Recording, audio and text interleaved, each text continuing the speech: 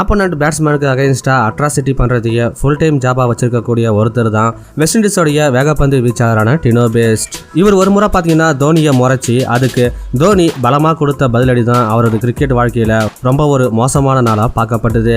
2005 ஸ்ரீலங்காவில் நடந்த Indian oil cup try சீரீஸில் பார்த்தீங்கன்னா இந்தியாவும் வெஸ்ட் இண்டீஸும் ஒரு மேட்ச்சில் ஆடிட்டு இருக்கும்போது டினோ பெஸ்டோட பவுலிங்கில் தோனி வித்தியாசமான ஒரு ரேம் ஷாட் மூலமாக பவுண்டரியும் அடிச்சிருப்பாரு.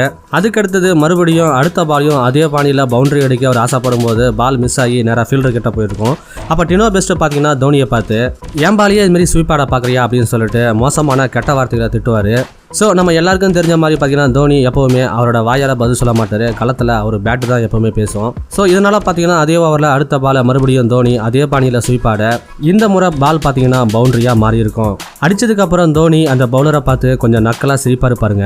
ஸோ இதில் நம்ம தலை தோனி கொடுத்த ரெவெஞ்சை பற்றி நீங்கள் என்ன நினைக்கிறீங்க அப்படிங்கிறத மறக்காமல் கமெண்ட் பாக்ஸில் தெரியப்படுத்துங்க.